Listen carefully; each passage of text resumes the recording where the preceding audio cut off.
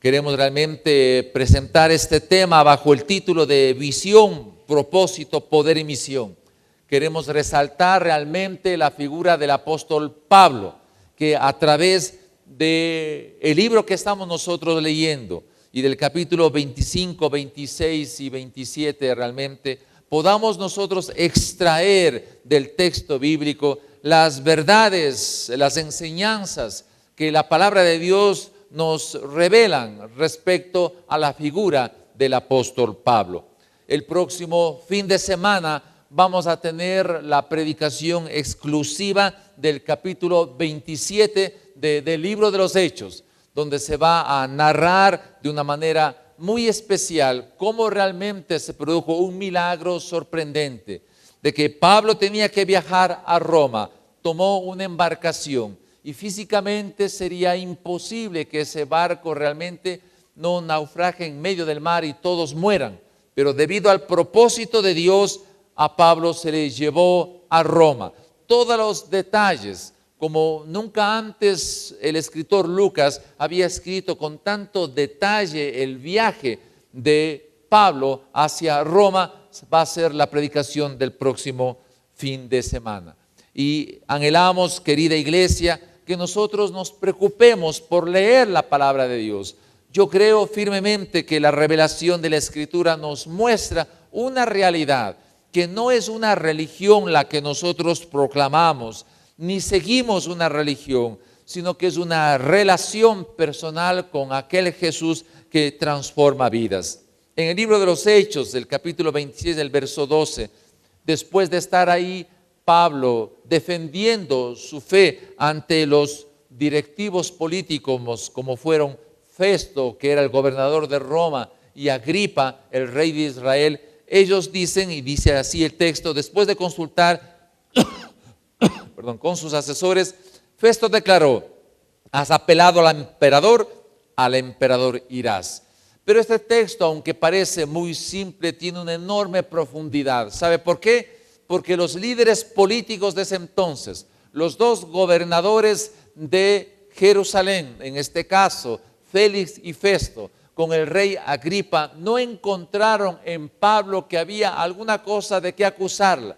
Sabía que era inocente, pero le iban a dar ya la autorización para que él sea libre y deje de estar tan oprimido, tan en angustias del pobre Pablo. Pero Pablo supo que no podían dejarle libre, y antes de que se les ocurra dictar sentencia para que Pablo sea libre, él dijo: apelo al César, y tenían que mandarle al César para que ahí el emperador le juzgue. La pregunta es: ¿por qué?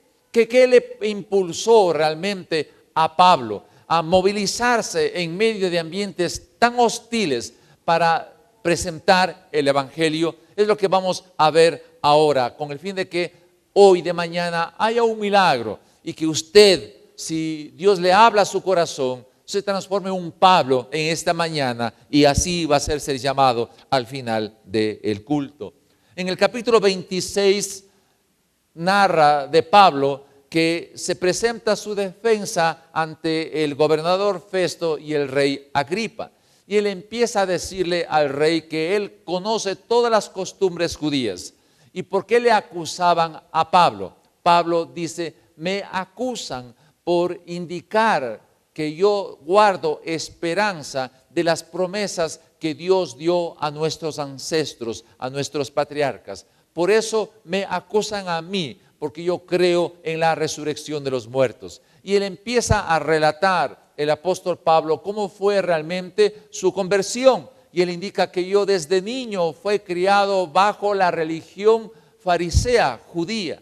Y él menciona así: y era muy experto en ello. Yo perseguía a la iglesia y les mandaba matar y les arrancaba los pelos y les hacía blasfemar a todos ellos, porque tenía convencimiento de que estaba haciendo lo que es correcto. Hasta cuando al irme a Damasco hubo una luz más fuerte que el sol, dice así en su narración en el capítulo 26 del libro de los Hechos, donde me tumbó al suelo.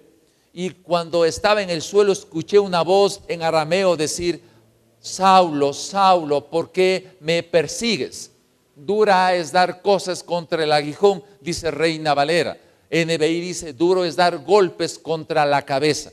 Entonces es a mí, a Jesús Nazaret, a quien tú me persigues. Y le revela el Señor Jesús en este capítulo 26 a Pablo la visión que tenía que hacerlo. ¿Cuál era la visión? De levantarse como un hombre para hablar de Jesucristo tanto a los judíos como a los gentiles. Pero le dice también que iba más a los gentiles porque los judíos no le iban a hacer caso. En resumen, la visión era de hablar a la gente, escuche bien esto, para que pasen de las tinieblas a la luz y de la esclavitud de Satanás a la libertad en Dios.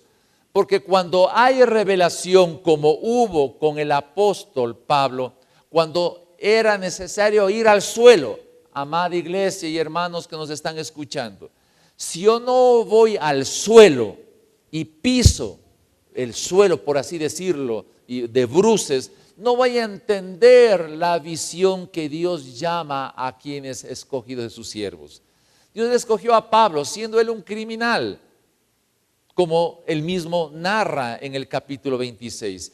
Pero él, al irse de bruces al suelo, quebró su cosmovisión que tenía él de la vida, quebró su cosmovisión.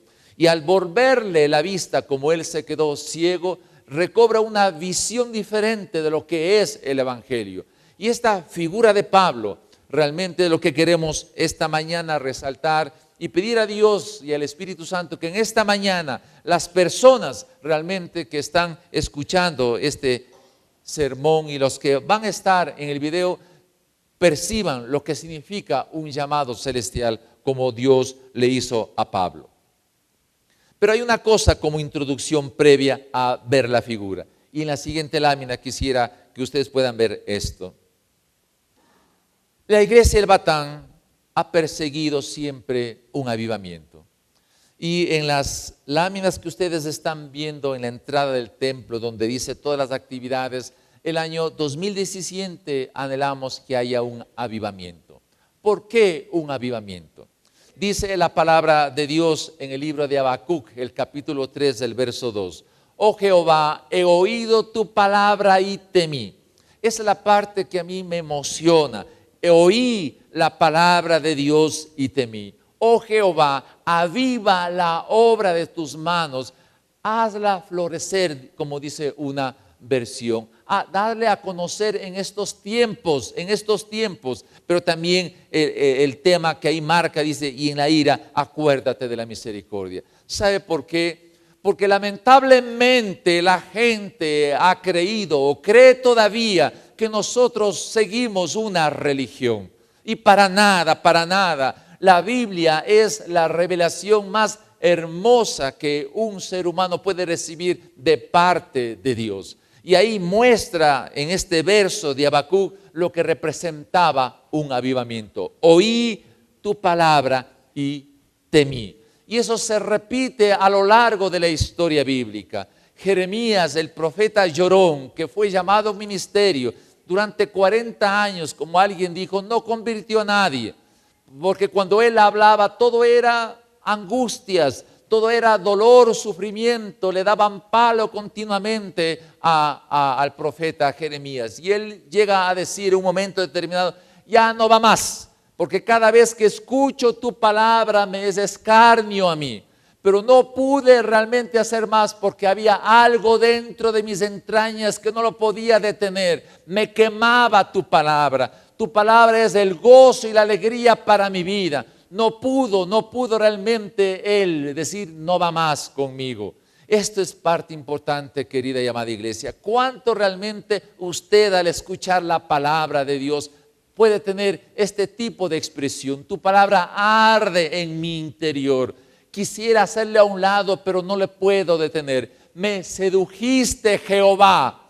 Yo no lo pude resistir, dice Jeremías. Igual le pasó a Pablo, igual le ha pasado a varios hombres. Nosotros a veces no tenemos este entendimiento. Yo sé que a muchos de ustedes les es difícil seguir el libro de los Hechos, pero amada iglesia, no sigan por seguir el libro de los Hechos.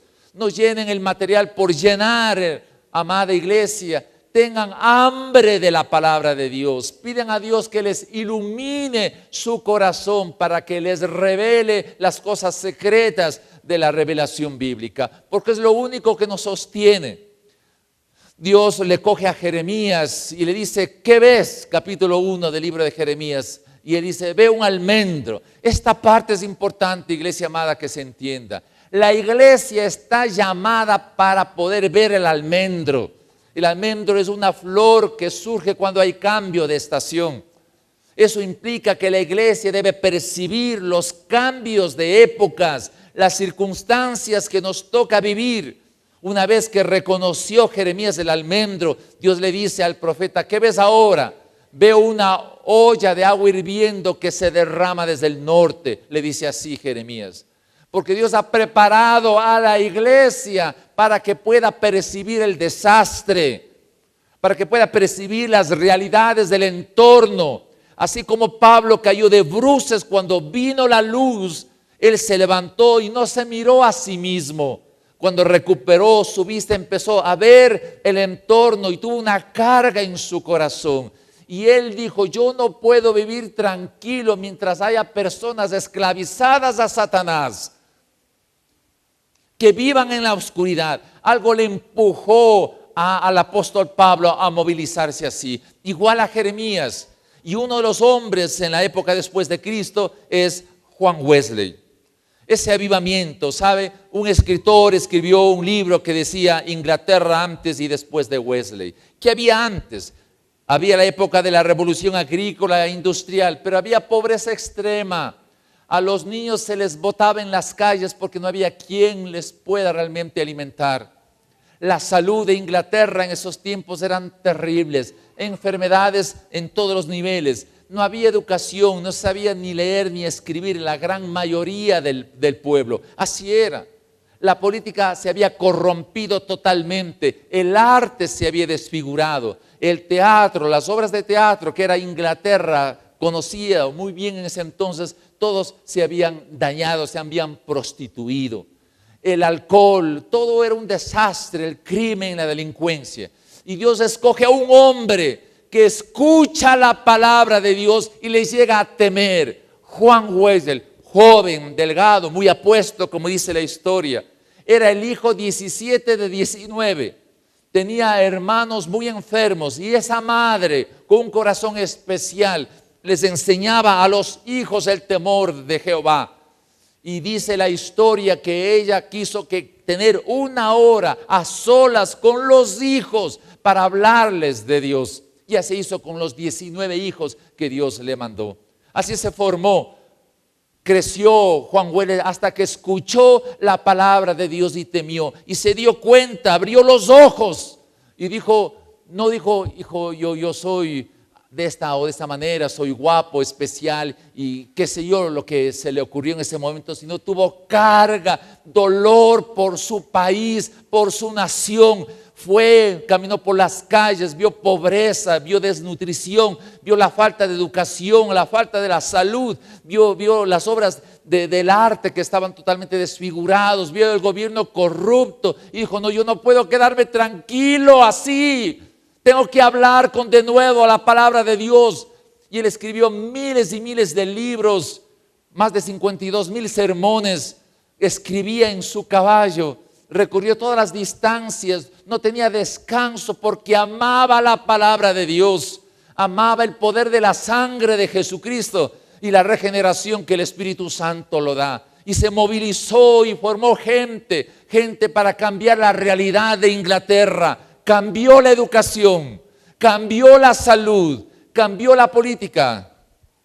Recuerdo una carta que le envía al que entonces Wilberforce, que estoy pronunciando bien, que era uno de los representantes de la Cámara de los Comunes y logró en un momento determinado quitar la ley de la esclavitud que había en Inglaterra en ese entonces.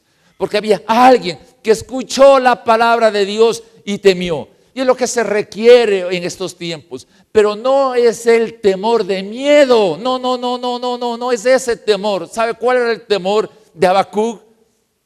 Del apóstol Pablo, de Juan Wesley. Este era el temor, que la revelación bíblica que permite transformar de la oscuridad a la luz, de la esclavitud de Satanás a la libertad en Dios, eso da el evangelio. Y si yo no hago algo para que eso se aplique, tendré temor de no hacerlo. Ese era el temor.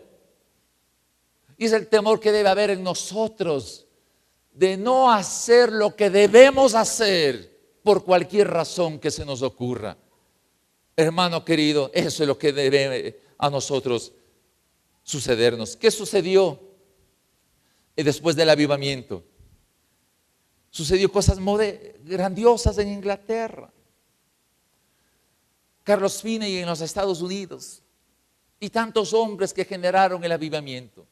Yo digo, ¿podemos nosotros tener como país, el Ecuador, un avivamiento? Yo creo que sí.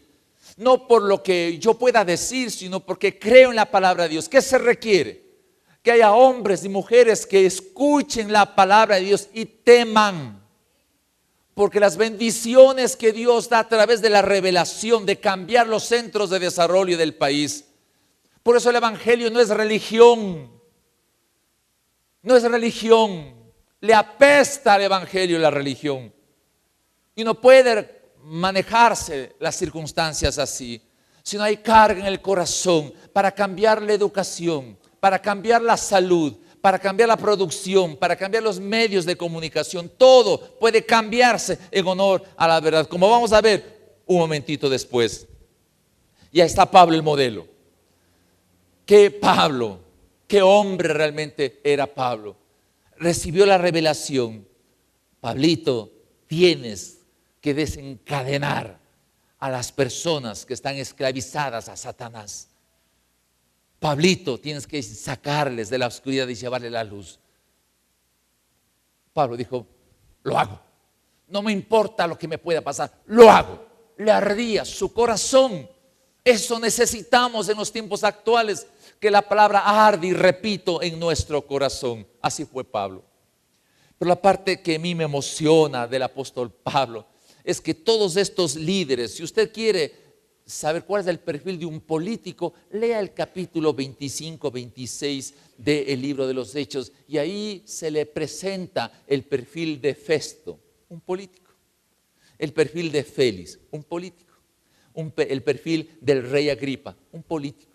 ¿Cómo son los políticos? Ahí están los perfiles claramente definidos. Pero qué interesante cómo Pablo, conocedor del evangelio, habló a las autoridades políticas. Interesante. ¿Cuál fue el lenguaje que utilizó el apóstol Pablo para referirse a el rey Agripa? Para referirse a Festo o a Félix. No era el insulto. Nada de eso. Eran palabras muy cordiales, mostrándoles la verdad del evangelio. Si esto entendiéramos nosotros, otra realidad sería la historia del evangelio. Pero ¿sabe qué? Todo por el propósito. Pablo percibía que le iban a dejar libre. Le habían apedreado, le habían dado de látigos, de varas, le habían dado de todo. Él podía ser libre. Y él dijo, no quiero ser libre. En otras palabras, yo quiero que por favor me manden a Roma, apelo al César. Ustedes no me van a juzgar, yo soy ciudadano romano y me deben enviar a Roma. ¿Por qué? ¿Porque se le ocurrió a él? No, porque recibió de noche la revelación y dijo, Pablito, tienes que ir a Roma, me es necesario que vayas a Roma. Y el obediente a la visión hizo lo que tenía que hacer. Todo por el propósito. Cruzó el mar Mediterráneo desde Cesarea a Roma, en las peores condiciones del viaje. Todo en contra, pero cumplió el propósito de Dios. Déjeme decirlo esto, y la próxima semana ustedes van a ver el milagro de cómo Dios operó en todo ese tiempo. Pero ¿sabe qué? Había en ese barco un capitán, había en ese barco un dueño. ¿Cómo entró Pablo al barco? De prisionero. Eso era. El comandante Julio le llevó allá y él era prisionero. Pero durante la travesía el capitán llegó a ser Pablo, el prisionero. Él era el capitán. A él le escucharon, a Pablo le escucharon. Pablo puso armonía, puso fuerza, puso voluntad. Es el protegido de Dios porque ¿sabe qué? Dice un versículo en el Salmo 138:8. Oh Jehová, cumple, oh Dios, tu propósito en mí. Y por tu gran amor y misericordia, cuida la obra de tus manos. ¿Por qué dijo Pablo lo que tenía que hacer? Déjeme decir eso con todo mi corazón. Por favor, hermano querido. Pablo estaba con 276 personas en el barco. Y las 276 personas fueron cubiertas, ¿por quién? Por Pablo. Porque Dios protegía a Pablo. Tenía que cumplir el propósito Pablo. Y eso es lo más hermoso, hermano querido. Si usted y yo queremos proteger a nuestros hijos, queremos proteger nuestra empresa, ¿qué deberíamos hacer, Gerardito? ¿Qué deberíamos hacer? ¿Estar en dónde? No, pero algo más directo. ¿Estar en qué? A ver, $1 que me dice la respuesta. En el propósito. Yo quiero asegurar mi empresa, quiero asegurar mi gente, mis hijos. Debo estar en el propósito. Como dice el Salmo, Señor cumplirá en mí su propósito. Su propósito cumplirá en mí. Por su gran amor, Él cuidará la obra de sus manos. Señor, estoy en tus manos. Tú me has mandado un propósito. Estoy aquí, Señor. Cuida la obra de tus manos. Cuídame a mí hasta cumplir tu propósito. ¿Comprendió eso? Entonces no es el tema de la seguridad, otro concepto que el propósito de Dios. Y se salvaron las 276 personas porque el Señor cuidaba de Pablo. Esto es algo formidable, hermoso. Por lo tanto, cuando uno está en el propósito, salen aventajados los que están próximos a uno. La esposa, los hijos, la familia, la gente, el trabajo. Si la empresa está bajo el propósito de Dios, todos los trabajadores están alineados a ese propósito, la bendición viene, querida y amada iglesia. Ahora déjeme decir esto. En el propósito, y lo que vamos a ver a continuación es fundamental. Es fundamental. 4 cosas vamos a ver ahí. Por favor, iglesia amada, y es tiempo de despertarse. Ya no es el tiempo, y qué lata leer el libro de los Hechos, qué lata, que de trabajar, no, tiene que hacerlo porque de eso va a depender su futuro eterno y también el actual. Primera cosa, una visión. Dios le llama a Pablo, le revela una visión que se narra en el capítulo 26, en una de las partes también en el capítulo 9 del libro de los Hechos y en varios otros textos del mismo libro de los Hechos. Pero déjeme decirle esto. Dice la Biblia, donde no hay visión, el pueblo se extravía. Donde no hay visión, uno se pierde. Donde no hay visión, uno se pierde. Pero uno debe entender, ¿para qué es necesaria una visión? Para comprender en forma coherente el mundo, su historia, su realidad. Déjeme explicarle esto detalladamente. Para comprender de manera coherente el mundo, su entorno y su realidad.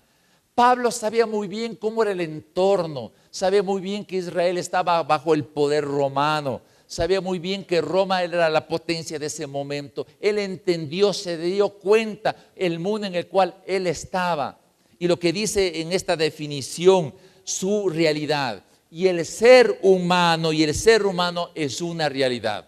Usted es una realidad. Sí, usted es una realidad, existe, usted es una realidad. Pero ¿cuál es la verdad de la realidad? La verdad de la realidad es la visión y el propósito. Yo soy una realidad, pero yo soy la verdad de la realidad cuando tengo definido claro mi propósito y la visión que Dios me ha dado en mi vida. Esa es la verdad de la realidad. ¿Sabe por qué? Porque solamente así esa verdad de la realidad le da sentido a la vida y significado a la vida. Si no, se deprime. Las personas pueden deprimirse, sí, como se deprimió el profeta también Jeremías. Él dijo, maldito es el hombre que le dijo a mi padre varón es. Que él sea como las ciudades de Sodoma y Gomorra, que sea destruido por haberle dicho a mi padre que yo soy varón. ¿Por qué yo no me morí en el vientre de mi madre? y que el vientre de mi madre haya sido mi sepultura. ¿Estaba deprimido? Por supuesto que estaba deprimido, pues. Todos pasamos depresiones o podemos pasar depresiones, pero no puedo quedarme en las depresiones. No puedo quedarme deprimido, porque el que no tiene propósito claro en la vida se deprime continuamente. Hoy estamos más o menos contentos, al otro día, hecho pedazos en el subterráneo. Y ese poeta que ya murió, Gabriel, no me recuerdo el nombre, ¿no? Él dijo, no estás deprimido, estás, ¿se acuerdan? Desocupado. No estás deprimido, estás desocupado. Porque la mente desocupada, depresión directa. Porque imagínense la mente desocupada, sin propósito. Mire, una mente desocupada, sin orientación, sin nada. Terrible, terrible, hermano querido. ¿Cómo salir de la depresión? Propósito en la vida. También Elías se deprimió. Me sigue Jezabel a matarme, pobrecito, yo soy el último profeta. Deprimido. Quiero morirme, Señor, ya no aguanto más esta vida desgraciada. Ya quiero morirme, Señor. Así dijo Elías. Y Dios dice, ve, Juanbrito, primero anda, camina 40 kilómetros en el desierto, haz ejercicio. Ve, Juanbrito, come.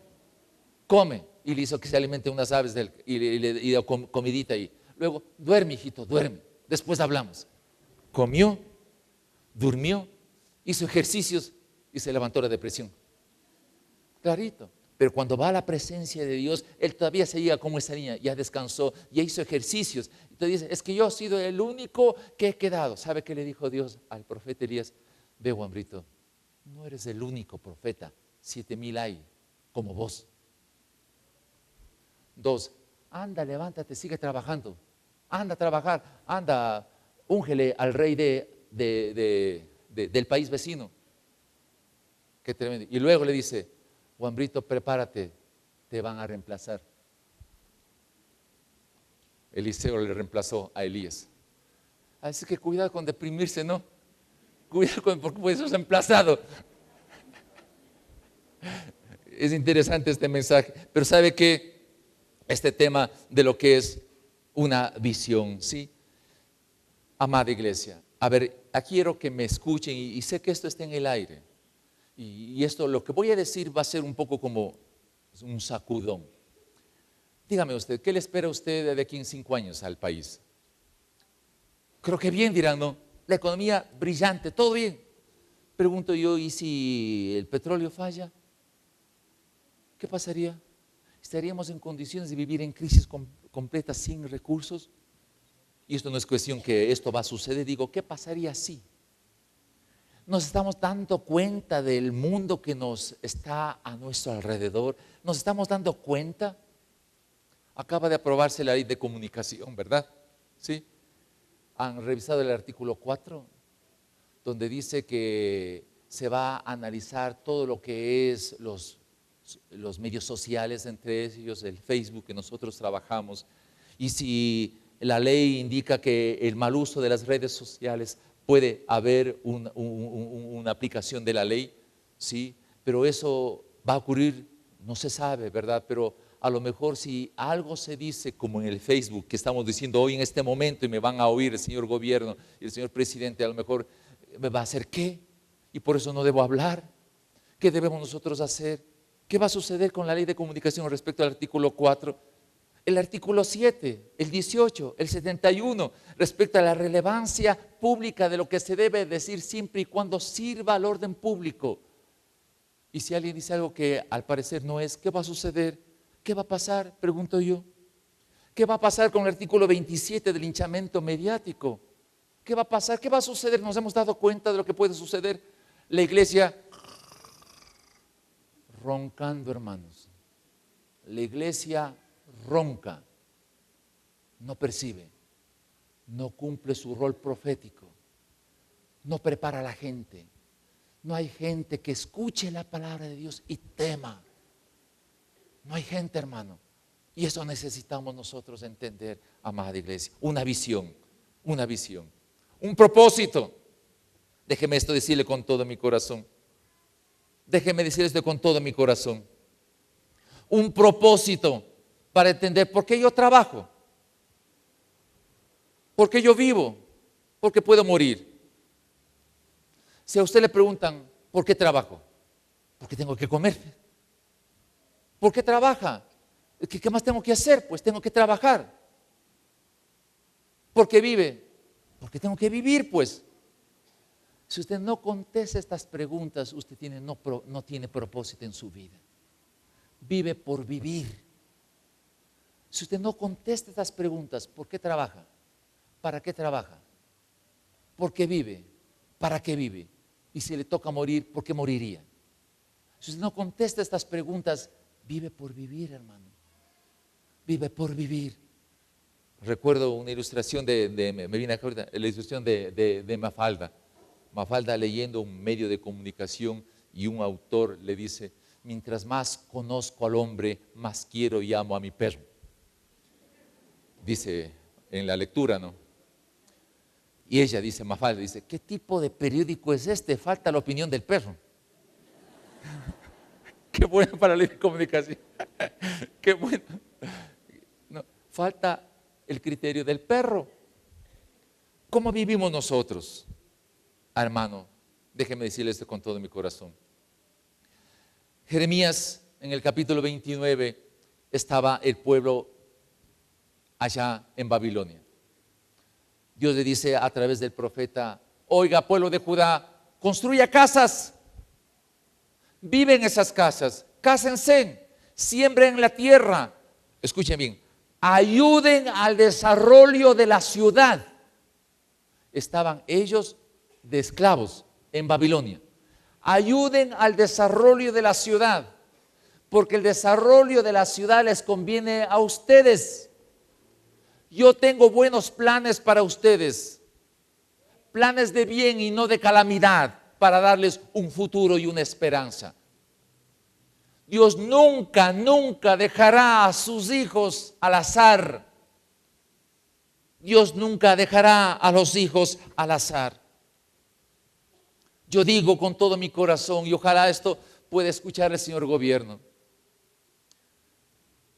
Capítulo 1 del libro de Juan, resuelta la ley de comunicación. Resuelta la ley de comunicación. Porque ahí se habla que Dios envió a Jesucristo para que en Él esté, para comunicarse con el hombre, dos cosas: gracia y verdad. Y esa es la ley bíblica para la ley de comunicación. Que nadie se atreva a decir algo a través de los medios de comunicación si no se ajusta estrictamente a la verdad. Pero dice con gracia, porque nadie puede utilizar la verdad insultando y lanzando piedras a la cara. Gracia. Lo que es la gracia y lo que es la verdad, capítulo 1 del libro de Juan, resuelta. Si se hubiera basado la ley de comunicación, así se hubiera unido a la nación. Porque también los medios de comunicación han cometido sus terribles errores. Y todos estuviéramos en armonía delante de los ojos de Dios. Un propósito, un poder, esto es tremendo, un poder. ¿Para qué poder? ¿Para gobernar? ¿Para tener plata? ¿Para tener recursos? No, un poder para construir una sociedad llena de amor y de justicia, en donde existimos para la armonía y no para destruirnos unos a otros. ¿Por qué se levanta esta iglesia con la visión de restauración? Porque eso es redimir al perdido, ayudar a la sociedad para que viva en armonía, no destruirnos los unos a los otros. Eso es el ejemplo bíblico, porque el amor nunca deja de ser. El amor no es un sentimiento, es una convicción de vida, es un estilo de vida. El amor nunca deja de ser. Fíjese que los cristianos se divorcian en el tiempo actual, diciendo que son cristianos, sabiendo que la Biblia dice que el amor nunca deja de ser. No es algo que tiene que ver con los sentimientos, sino que el amor nunca deja de ser principio universal.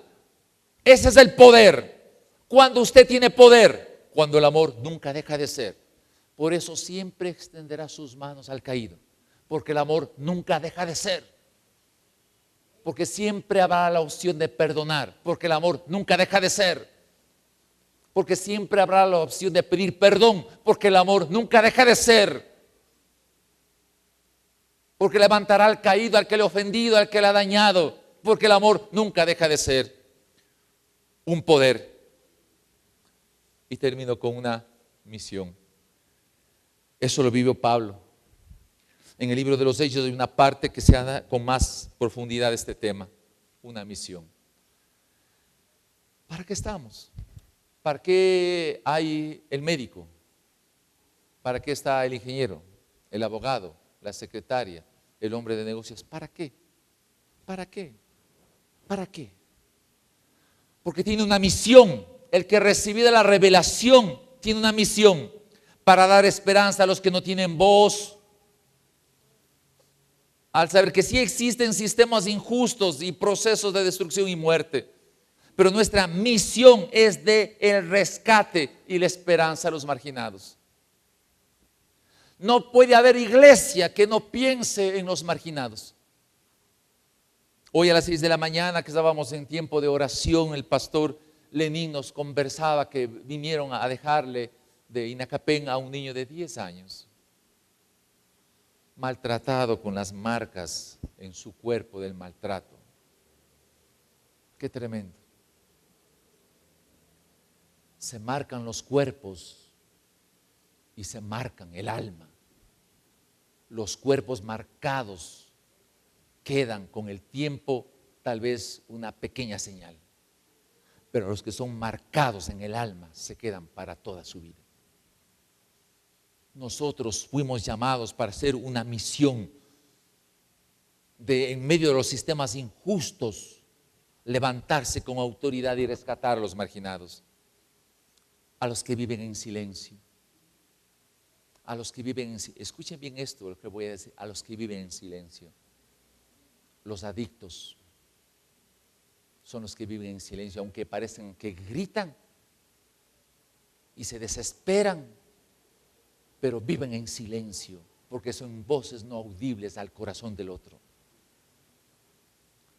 Los adictos, se requiere escuchar sus voces.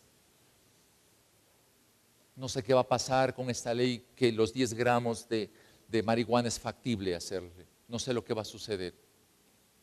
Pero nosotros debemos levantar la conciencia de lo que es vivir en libertad. Conciencia de lo que es vivir en libertad. Hay voces que se han apagado. Hay voces que se han apagado y no se les puede escuchar. La misión de aquel que ha recibido la revelación de Dios es dar a escuchar las voces apagadas. ¿Qué vamos a hacer con lo que están saliendo en las prensas de que hay un grupo de personas, mafias enteras que cogen a jovencitas de 15 años, 14 años y les llevan a ser esclavas sexuales? ¿Qué vamos a hacer? ¿Con una ley nueva? Puede ayudar un poquito. Pero ¿qué hay en la iglesia? ¿Dónde está la iglesia? Que no se mueve. ¿Dónde está el hombre que sabe que su compañero de trabajo es un promiscuo sexual y se calla y no hace nada?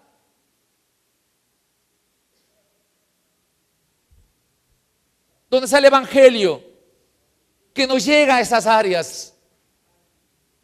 ¿Dónde está el evangelio?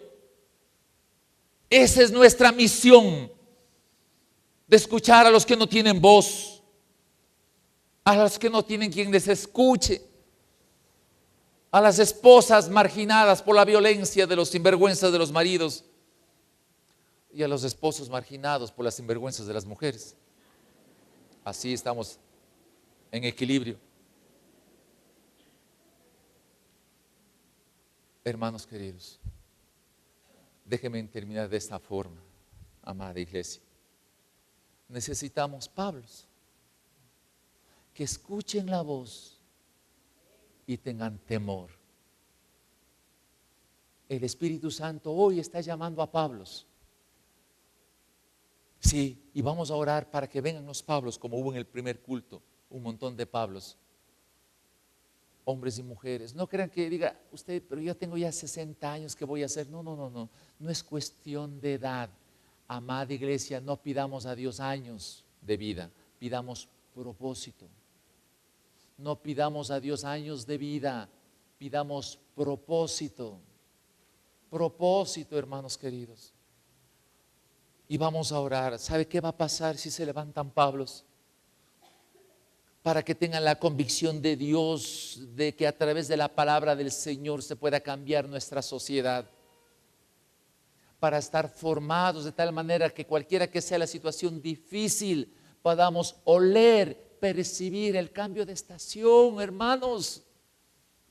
Por favor, nos falta olfato. Nos falta percibir las tendencias que se están viendo en el tiempo actual y que pueden parecer bien, pero solamente el que recibe de Dios la visión percibe el olor al pecado. Aparentemente con una cosa que puede parecer buena.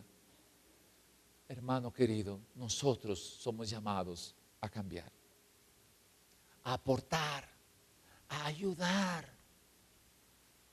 Yo digo, querida y amada iglesia, qué bien le haría a la iglesia evangélica acercarse al señor vicepresidente de la República y decirle: usted que está encargado de la matriz productiva, aquí está una opción de presentarle a usted una matriz productiva. Yo he dicho esto y con todo mi corazón les digo, y sé que me están oyendo: ¿cuándo va a ser respetada la iglesia evangélica? Cuando yo le diga al señor presidente de la República: venga a la iglesia del Batán, todos los hermanos que tienen empresas pasen adelante, tenga este libro, es todo el estado financiero de esta empresa, señor presidente, examínele, transparente, todo al día, con políticas financieras claras, con políticas administrativas claras, con reglamentos internos bien definidos, con códigos de ética para todos los trabajadores. Venga, señor presidente, este es un modelo de empresa, tómese. 1, 2, 3, 4. ¿Qué cree que va a hacer el señor gobierno cuando vea una iglesia así? ¿Qué va a querer? Va a decir, ¿sabe qué? La palabra que va a decir él: señores, ayúdennos, ayúdennos, ayúdennos. Eso necesitamos hacer. Si damos ideas al gobierno, no le atacamos, damos ideas bíblicas con resultados efectivos, eficientes, para mostrar que la iglesia evangélica aporta al desarrollo. Así presentó Juan Wesley y le cambió a Inglaterra. Le cambió a Inglaterra. Porque el poder de la palabra produce cambios en la vida de una comunidad. Que se levanten a propósito de verle a mi amigo que está aquí, Adrián, que se levanten los seminarios para formar pastores no endebles, sino bien formados, capacitados, con el coraje de transformar la nación, con el poder de la palabra. Eso tenemos que hacer como iglesia, hermanos queridos. Y ahora voy a orar para que vengan Pablos acá al altar. Y escuche con atención esto. En el libro de Ezequiel dice el Señor a través del profeta: estaba buscando un hombre que se encuentre ahí en el lugar apropiado entre mi persona y mi pueblo para que yo no le destruyese. Y no lo encontré. Dios no ha cambiado.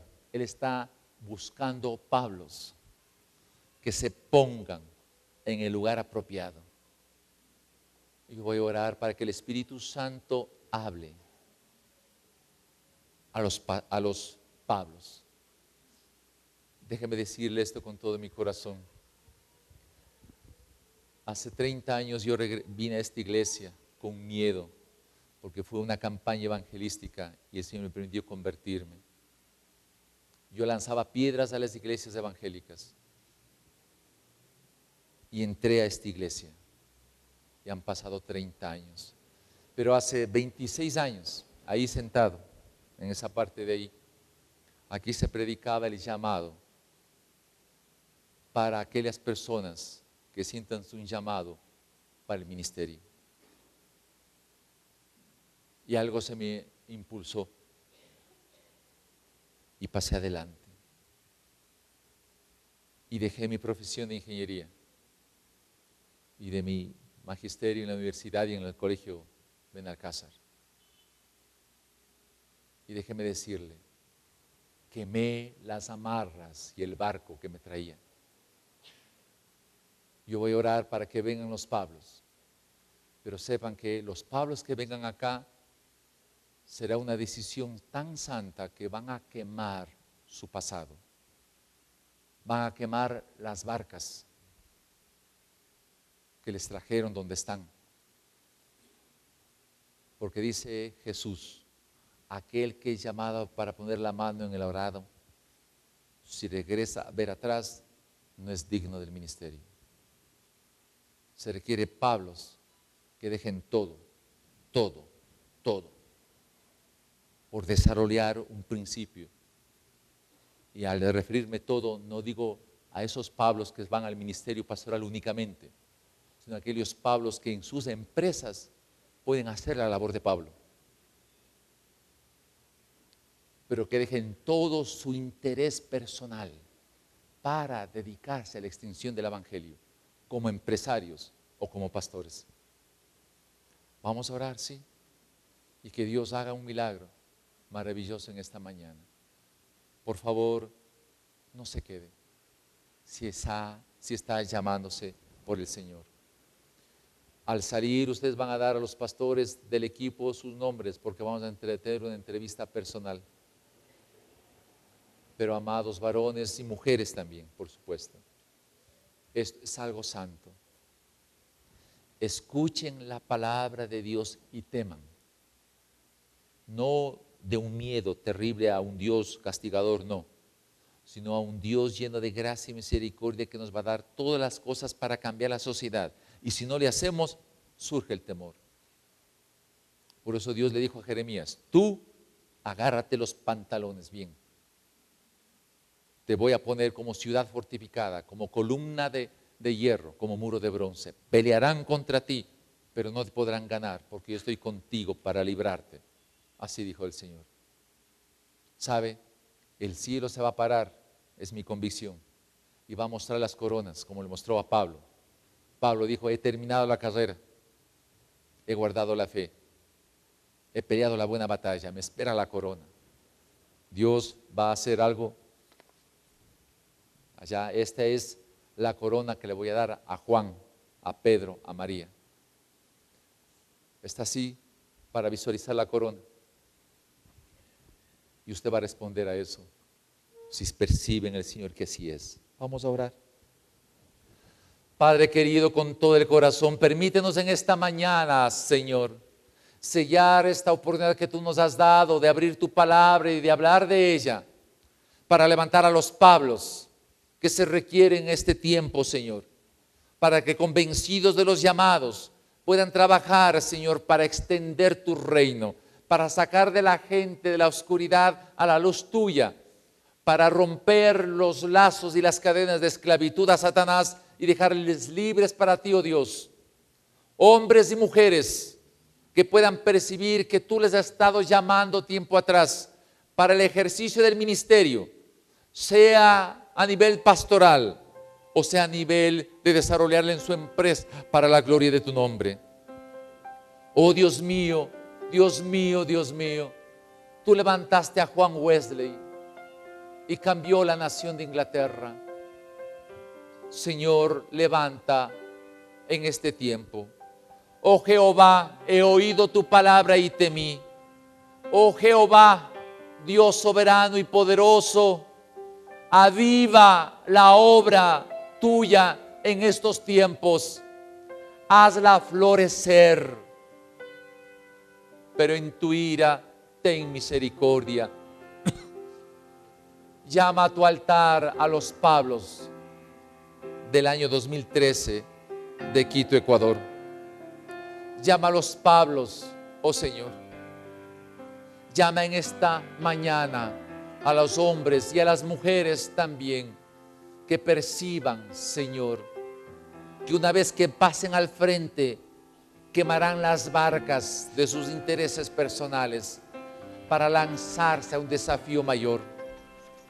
Muéstrales, oh Dios, la corona de laureles que tú tienes preparado, como le dijiste a Pablo, no solamente a él, sino a todos los que anhelan su venida.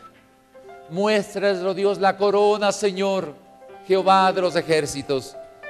Pero este país necesita iglesias y que se levanten los profetas para que miren el almendro, para que puedan percibir, oh Señor, la olla de agua hirviendo que se desparrama. Oh Padre, Dios Todopoderoso, santo es tu nombre. Permite hoy, Señor, que se haya un milagro especial. Llama, Señor, a los Pablos en el tiempo actual. Y si usted, querido amigo, querido varón, sabe que Dios le ha estado llamando a ejercer el ministerio, sea pastoral o sea en su lugar de trabajo para expandir el evangelio. Si usted cree, querido varón, esta es la mejor oportunidad, ¿sabe? Que usted se muestre delante de su congregación, que usted hace caso al llamado que Dios le ha hecho. Sea obediente a la visión como fue Pablo. Sea obediente a la revelación. Y si usted, querido varón, y también damita amada, si sabe que Dios le está llamando, pero recuerde que si pasa, se va a quemar las barcas. No hay retorno. No hay retorno. Por eso tiene que ser bien claro y bien una buena decisión. Pero yo sé que Dios le está hablando a usted, querido varón. Hablo especial al querido varón. Si usted sabe que Dios le está llamando, venga acá. Venga acá al altar, ¿sí? Y los ángeles en el cielo se empiezan a levantar y verle a usted que se acerca al altar. Qué precioso, ¿ah? Venga, querido varón, empresario. Si usted siente que Dios le está llamando para que su empresa sea escogida por Dios, Dios le va a bendecir a usted y a la empresa. Varones amados, mujeres queridas por Dios, vengan acá, ¿sí? Esos son los rostros de los Pablos. Rostros de los Pablos. Pueden venir acá al altar. Desen la vuelta, por favor. Sí, mirar todos al altar, allá a la cruz. Sí, vamos a mirar a la cruz. Vamos a mirar todos a la cruz. Sí. Se queman los barcos. Se queman los barcos. No hay retorno. Pero Padre, aquí están los Pablos que quieres tú para transformar esta nación con el poder del Espíritu Santo. Aquí están los varones y las mujeres sedientas de tu palabra.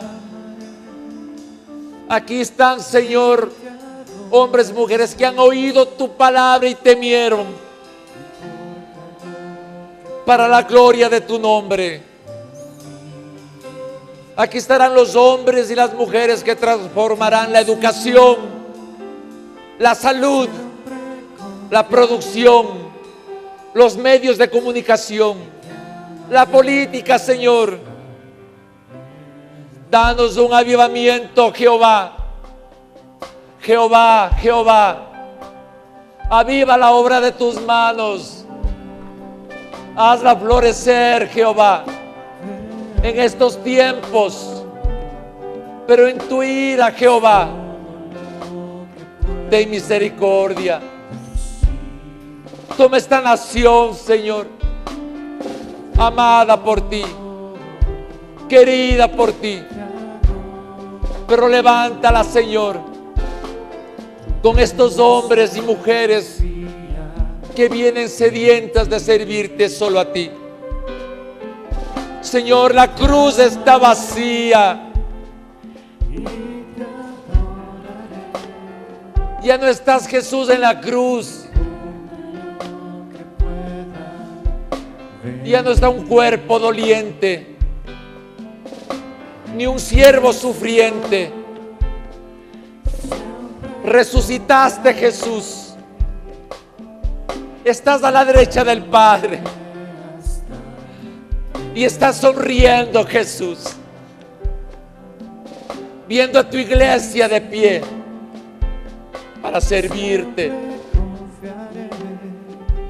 Señor, poderoso Señor del cielo y de la tierra, danos el avivamiento, Señor, pero que se glorifique tu nombre. Danos la fortaleza, Espíritu Santo, Espíritu Santo, llénanos de ti a cada uno de los que estamos aquí. Gracias, Señor, por mostrar tu poder. Bendito sea tu nombre, Señor.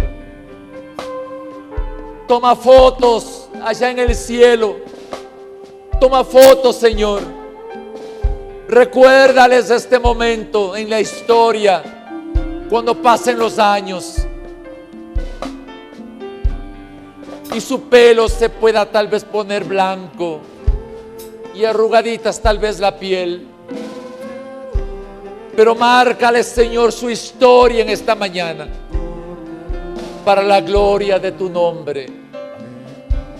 Gracias, Jehová, de todo corazón.